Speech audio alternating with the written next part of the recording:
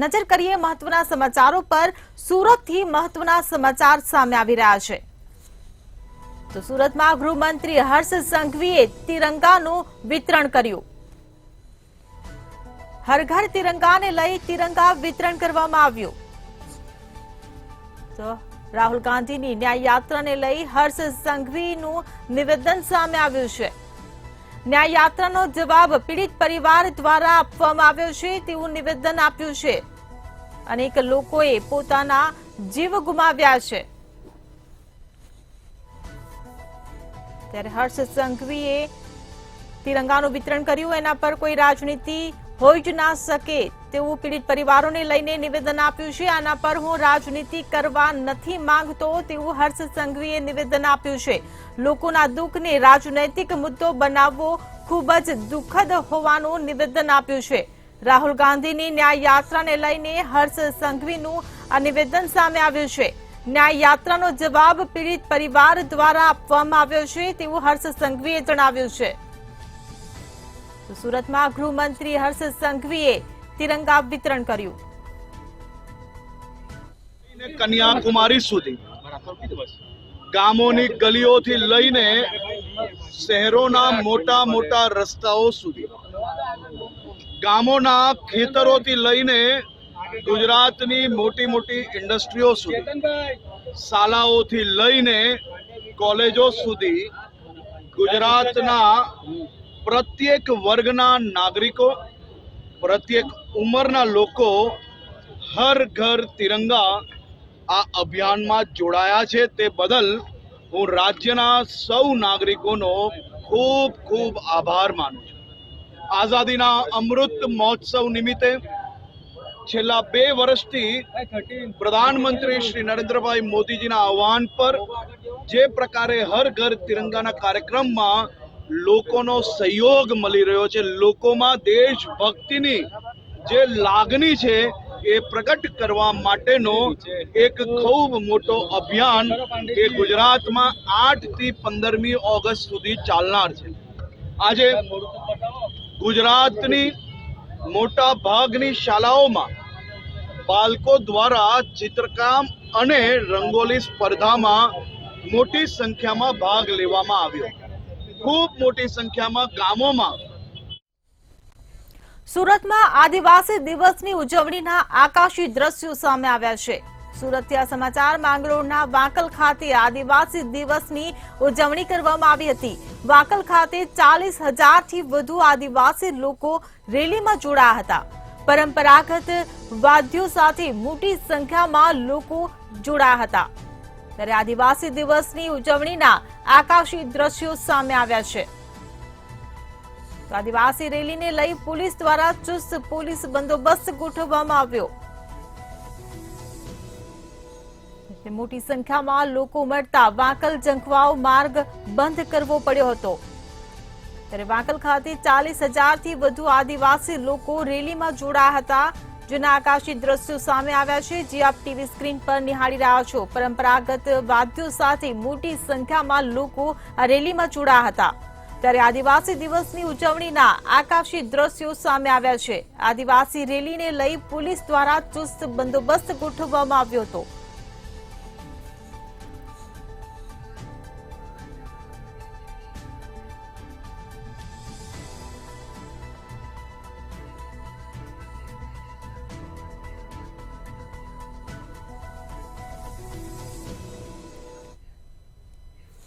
જૂનાગઢમાં કોમર્શિયલ ગેરકાયદેસર બાંધકામ સામે આવ્યા છે। જૂનાગઢથી આ સમાચાર મળી રહ્યા છે। ગેરકાયદેસર કોમર્શિયલ બાંધકામ સામે મનપાએ લાલ આંખ કરી છે।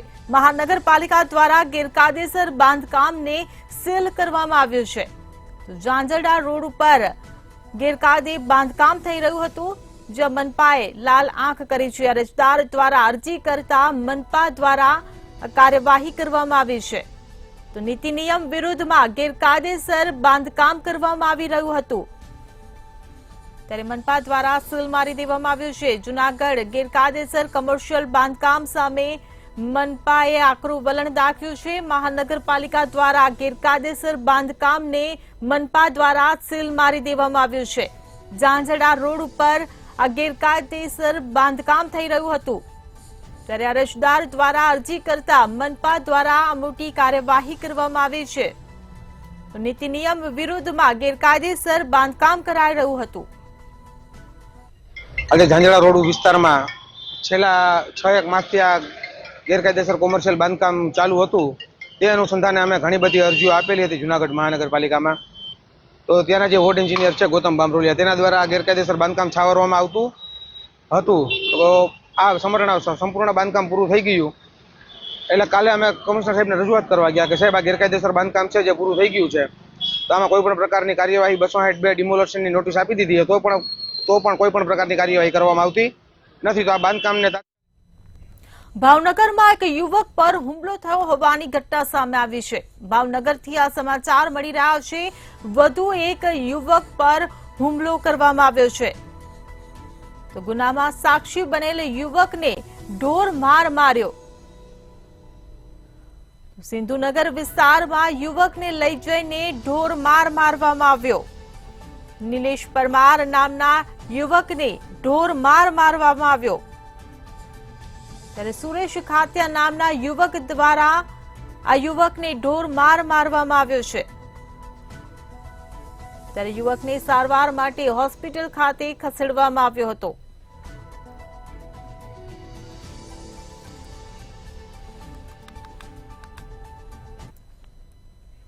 કોંગ્રેસ દ્વારા આજથી ન્યાય યાત્રા શરૂ કરવામાં આવી છે. ત્યારે આ ન્યાય યાત્રામાં રાજકોટમાં અગ્નિકાંડના 17 પીડિત પરિવાર ન્યાય યાત્રામાં જોડાયા નહીં. પીડિત પરિવારે જણાવ્યું હતું કે કોઈ પાર્ટી પાસે ન્યાયની માંગ નથી કરી. અગ્નિકાંડ મામલે સરકાર પાસે ન્યાયની માંગ કરી હતી. કોઈ પણ રાજકીય પાર્ટીના હાથ નથી બનવા માંગતા, જેવું પીડિત પરિવારોએ જણાવ્યું હતું. કોંગ્રેસ દ્વારા ન્યાય યાત્રા શરૂ કરવામાં આવી છે, તેમાં તમે નથી જોડાયા, શા માટે? આમાં અમારે એવું છે કે અમારે કોઈ રાજકારણ નથી કરવું, બસ અમને અમારો જે આ બનાવ બની ગયો છે એવો બનાવ ફરીવાર ન બને અને અમને ન્યાય મળે, બસ ઈ જ છે અમારો હેતુ. બાકી બીજું અમારો કોઈ એમાં ઓલો નથી, એટલે અમારે કોઈ રાજકારણમાં નથી જોડાવા. અમને લાગે છે રાજ્ય સરકાર યોગ્ય રીતે તપાસ આ ઘટનાની કરી રહી છે. હા, તપાસ તો સરકાર બરાબર કરી રહી છે અને અમને ન્યાય પણ પૂરો મળી રહ્યો છે. અત્યારે મેં પહેલા કીધું એ જ રીતના કે ભાઈ ન્યાય યાત્રા છે, એમાં કોઈ ન્યાય આપી નથી શકતું. ન્યાય યાત્રામાં જવાથી જો ન્યાય મળતો હોય તો આપણે 2 મહિના 3 મહિના ન્યાય યાત્રામાં જવું છે, એ કોઈ મુદ્દો નથી. એટલે હું કે અમારા હજી 15-17 પરિવાર છે એ કોઈ જવા માટે રેડી નથી એમાં ન્યાય યાત્રામાં. શા માટે આ પરિવારો ન્યાય યાત્રામાં નથી? સરકારે જે માંગ છે આપણી એ માંગ સરકાર સ્વીકારવા તૈયાર છે, તો પછી ખોટું દોડવાનો કોઈ જ્યાં ત્યાં મતલબ નથી. ઘરના ટાઈમ બગાડી ઘરના કે ન્યાય યાત્રામાં જવામાં એ લોકો એ બસમાં કે ગાડીમાં લઈ જાય છે, મૂકી જાય છે, એ એના રોટલા શેકવાની વાત છે. ન્યાય યાત્રા હોય કે ભાઈ પછી તિરંગા યાત્રા, એમાં અમારો કોઈ ઇન્ટરેસ્ટ નથી, અમને એમાં કોઈ રસ નથી. જે છે અત્યારે આપણે જે કાંઈ માંગણી છે એ સ્વીકારાય છે, એમાં આપણે પૂરો સપોર્ટ છે.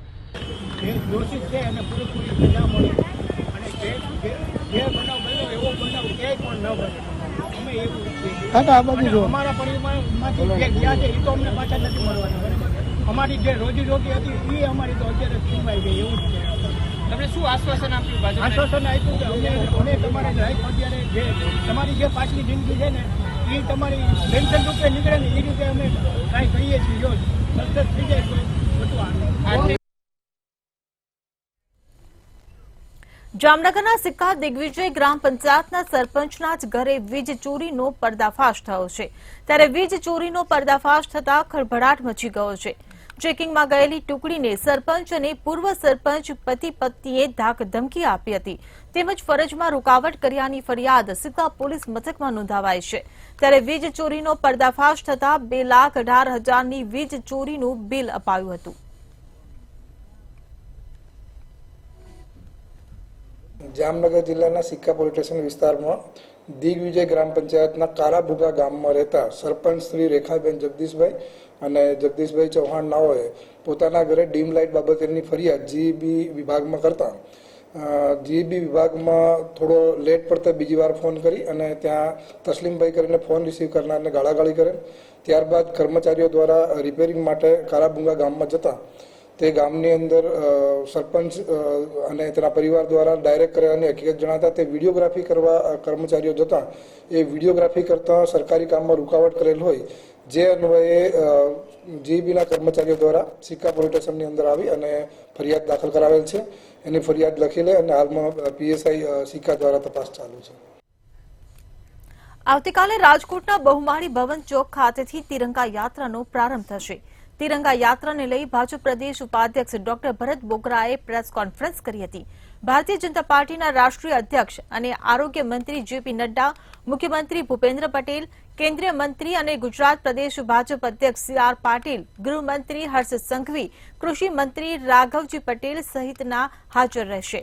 કોંગ્રેસની યાત્રાને પોલિટિકલ બેનિફિટ ગણાવી અને પ્રહારો પણ કર્યા હતા.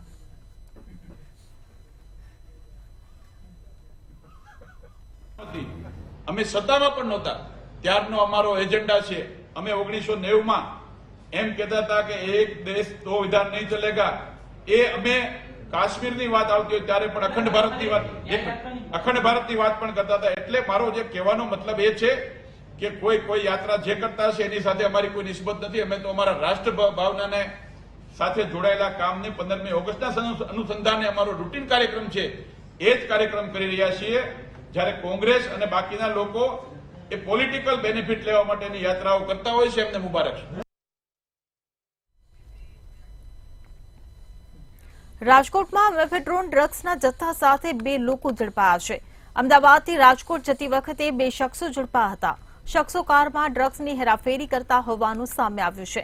એસઓજી ટીમે બંને શખ્સોને બામણબોર પાસેથી ઝડપી પાડ્યા છે.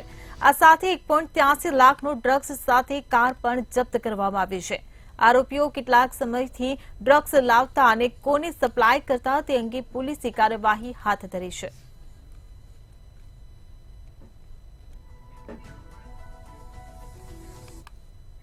છેલ્લા ઘણા સમયથી જૂનાગઢની જિલ્લા જેલમાં વીઆઈપી આરોપીઓ સજા ભોગવી રહ્યા છે, જેમાં પીઆઈ કક્ષાના અધિકારીથી લઈ પોલીસ કર્મચારી, નગરસેવકના પતિ તો અન્ય નગરસેવકના પુત્ર તેમજ ધારાસભ્યના પુત્ર પણ હાલ જેલમાં સજા કાપી રહ્યા છે. આ તમામ આરોપીઓને સામાન્ય કેદીની જેમ જ તેની સાથે વર્તન કરવામાં આવે છે.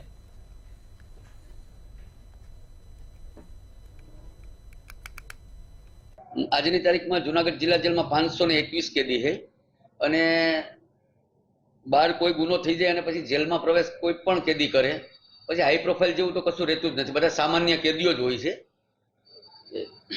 અત્યારે હાલ એક ધારાસભ્યના પુત્ર છે, કોર્પોરેટરના પતિ છે, એક કોર્પોરેટરના પુત્ર છે, એક પીઆઈ છે, 2 પીએસઆઈ છે, 3 એએસઆઈ છે અને આ બધા કેદીઓ પણ સામાન્ય કેદીઓની જેમ જ જીવન જીવતા હોય છે. અહીં જેલની અંદર કોઈ હાઈ પ્રોફાઇલ કે ગરીબ કે મધ્યમ વર્ગ એવું કશું હોતું જ નથી. બધા જ કેદીઓ સામાન્ય કેદીઓ તરીકે જ ટ્રીટ કરવામાં આવે.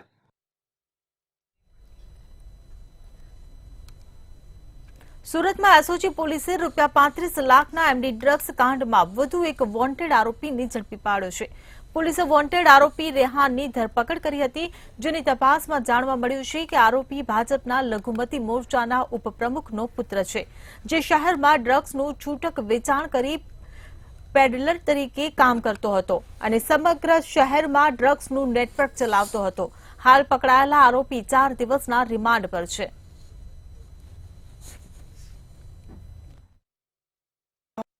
જે ડિલિવરી આપવા આવે તો એમાંથી એક વિકાસ આહિર અને અનીસ ઉર્ફે મુન્ના લાકડાવાળો આ 3ને જે તે વખતે પકડી લીધેલા. ત્યારબાદ એક આરોપી જે છે વોન્ટેડ હતો, એનું નામ છે મોહમ્મદ રેહાન જમીલ અહમદ અંસારી, ઉંમર વર્ષ 26. તે નાસ્તો ફરતો હતો, જે ગઈ તારીખ 8/8/2024ના રોજ કપલેતા ચેકપોસ્ટથી એસઓજીની ટીમે ઝડપી લીધો છે. સૌરાષ્ટ્ર સુરતમાં હાલ બસ આટલું જ. વધુ સમાચાર માટે જોતા રહો મંતવ્ય ન્યૂઝ. નમસ્કાર.